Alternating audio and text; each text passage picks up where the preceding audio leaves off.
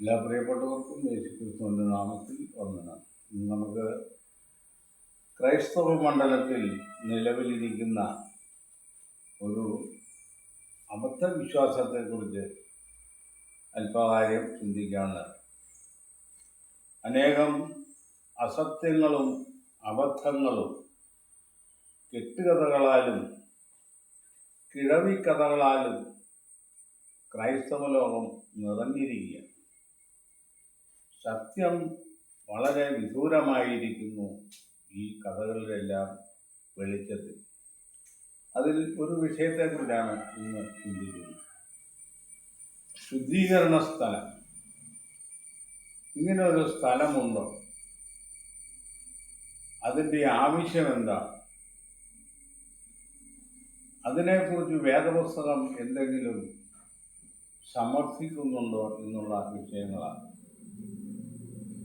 അപ്പോൾ ശുദ്ധീകരണ സ്ഥലത്തെക്കുറിച്ചുള്ള സങ്കല്പം, അതിൻ്റെ നിർവചനം പറയുന്നത് ഇങ്ങനെയാണ്. മരണശേഷം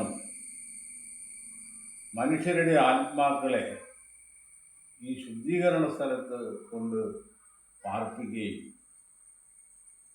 അവിടെ ശുദ്ധീകരണ വേല ആരംഭിക്കുകയും ശുദ്ധീകരിച്ചെടുത്ത് നല്ലതിനെ നോക്കി സ്വർഗത്തിലേക്ക് കൊണ്ടുപോകും. പിതാവായ ദൈവത്തിൻ്റെ സന്നിധിയിൽ അവിടെ താമസിപ്പിക്കുന്ന അമ്പലമുകളിൽ ക്രൂഡ് ഓയിൽ കൊണ്ടുവന്ന് ശുദ്ധീകരിച്ച് വേർതിരിക്കുന്നത് പോലെ ഒരു വേർതിരിക്കുന്ന പരിപാടി. ദൈവം മനുഷ്യൻ്റെ ശുദ്ധീകരണത്തെക്കുറിച്ച് എന്താണ് പറഞ്ഞിരിക്കുന്നത്? മനുഷ്യൻ എപ്പോഴാണ് ശുദ്ധീകരണം പ്രാപിക്കേണ്ടത്? എങ്ങനെയാണ് ഒരു മനുഷ്യൻ ശുദ്ധീകരിക്കപ്പെടേണ്ടത് എന്നുള്ള കാര്യങ്ങളെക്കുറിച്ച് വിശുദ്ധ വേദപുസ്തകം വളരെ കൃത്യമായി വെളിപ്പെടുത്തുന്നു. വേദസത്യങ്ങൾക്കെതിരായി അന്ധസങ്കല്പങ്ങളെയും മിഥ്യാധാരണകളെയും വച്ചു പുലർത്തിക്കൊണ്ട് മനുഷ്യരെ സത്യത്തിൽ നിന്ന് അകറ്റിക്കളയുന്ന പിശാചിൻ്റെ ഒരു ദൂതന്മാരായിട്ടാണ് പല മതവർഗങ്ങളും പ്രവർത്തിച്ചുകൊണ്ട്. കൊരിന്ത് ലേഖനത്തിൽ നിന്ന് നമുക്കൊരു വാക്യമായി, മനുഷ്യൻ്റെ ശുദ്ധീകരണം, ന്യായവിധി എപ്പോഴാണ് നടക്കുന്നത്, എങ്ങനെയാണ് നടക്കുന്നത് എന്നുള്ള വിഷയത്തിൽ കൊരിന്ത് ലേഖനത്തിലെ വാക്യങ്ങളായി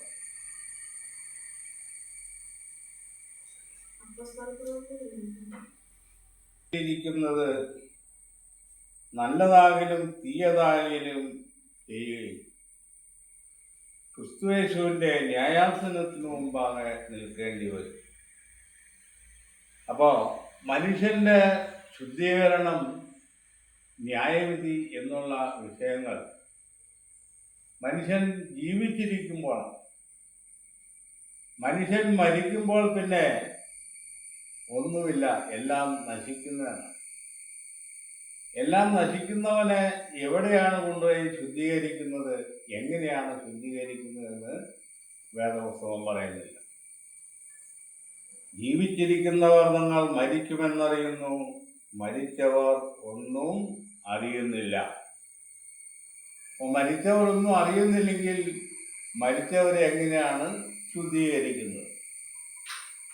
2 കൊരിന്ത്യർ 5:10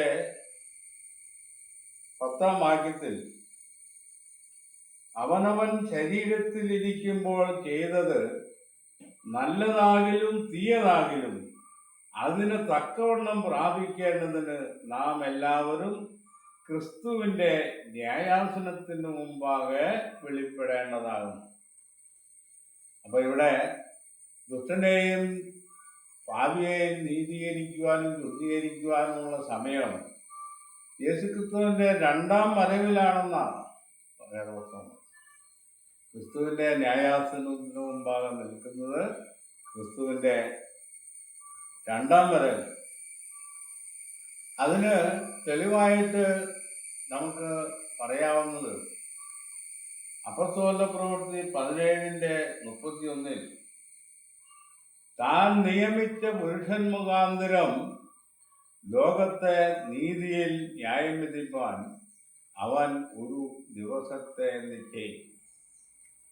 ഇത് ലോകത്തിന്റെ ന്യായവിധിയെക്കുറിച്ചാണ്. ലോകത്തിന്റെ ന്യായവിധി എന്ന് പറഞ്ഞാൽ ക്രിസ്തുവിനെ വിശ്വസിക്കാത്തവരെ ന്യായം വിധിക്കുന്ന കാര്യത്തെക്കുറിച്ചാണ്. ക്രിസ്തുവിനെ വിശ്വസിക്കുന്നവർ ലോകത്തിന്റെ ഭാഗമല്ല, അവർ ദൈവത്തിന്റെ മക്കളാണ്. ദൈവത്തിന്റെ മക്കൾക്ക് ക്രിസ്തുവിന്റെ രണ്ടാം വരവിൽ ന്യായവിധിയില്ല, അവരെ പ്രതിഫലത്തിലേക്കാണ് കൊണ്ടുവരുന്നത്. അപ്പൊ ഇവിടെ മതങ്ങൾ പറയുന്ന ശുദ്ധീകരണ സ്ഥലത്ത് കൊണ്ടുപോയിട്ടുള്ള ന്യായവിധി എന്ന് പറയുന്നത് ഇവിടെ ഒരു സമയമുണ്ടെന്ന് പറയും, ഒരു ദിവസത്തെ നിശ്ചയം. അപ്പൊ ക്രിസ്തുവിന്റെ 1000 ആണ്ട് വാഴ്ചയുടെ കാലമാണ് ആ ദിവസം എന്ന് പറയുന്നത്.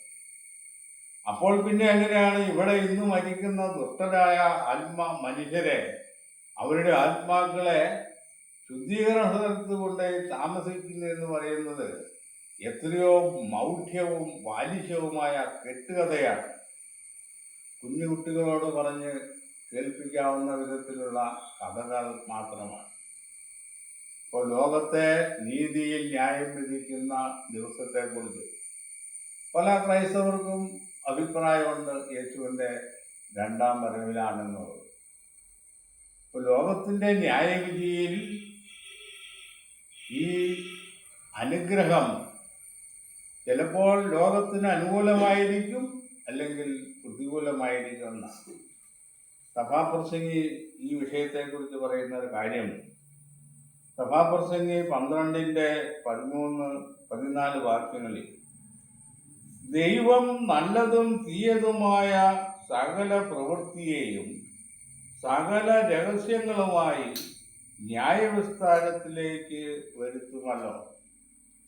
ഇവിടെ പുതിയ നിയമത്തിൽ മാത്രമല്ല, മനുഷ്യന് ഒരു ന്യായവിധി ഉണ്ടാകുമെന്ന് പറയുന്നത് ഭാവിയിലുണ്ടാകുന്ന ന്യായവിധിയെക്കുറിച്ച്.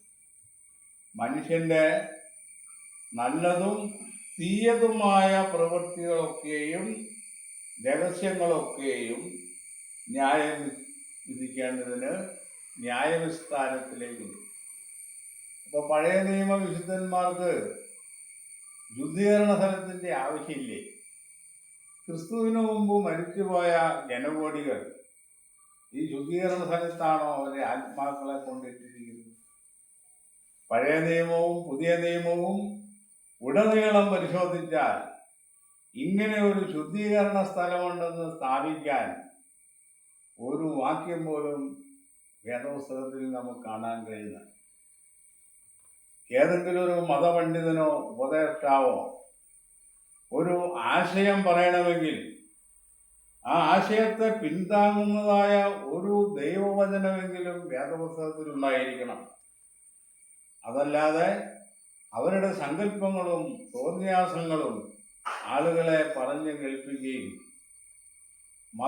മതഭക്തിയും അതിനോടനുബന്ധിച്ചുള്ള കാര്യങ്ങളും വർദ്ധിപ്പിച്ചെടുക്കുന്നതിൽ വലിയ പ്രത്യാശകളാണ് അവർ. ഒന്നാമത് ഈ അന്ധവിശ്വാസങ്ങളെ പ്രചരിപ്പിക്കുക വഴി അതിലുള്ള ആശയങ്ങളാൽ ഭയവിഹ്വലരായ ജനങ്ങൾ അതിൽ നിന്നും മോചനം പ്രാപിക്കുന്നതിന് വേണ്ടിയുള്ള മാർഗങ്ങൾ ഇവരോട് തന്നെ ആരായുക.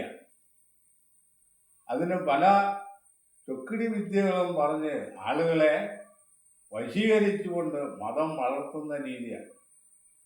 ഈ മതത്തിൻ്റെ വളർച്ച ക്രൈസ്തവ മേഖലയിലും അക്രൈസ്തവ മേഖലയിലും നമുക്ക് കാണാൻ കഴിയും.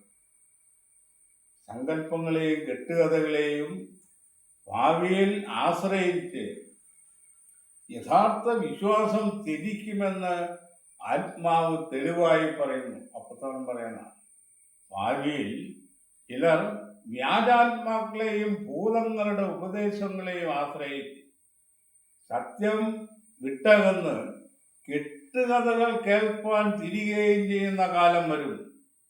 1-ാം നൂറ്റാണ്ടിൽ പറഞ്ഞ. അപ്പൊ ഇങ്ങനെ ഒരു കാലത്തിന്റെ ആ അന്ധവിശ്വാസത്തിൻ്റെ സന്തതിയായിട്ടാണ് ഒരുപാട് ദുരുപദേശങ്ങൾ ക്രൈസ്തവർ ഇന്ന് ലോകത്തിൽ പ്രചരിപ്പിച്ചുകൊണ്ടിരിക്കുന്നത്.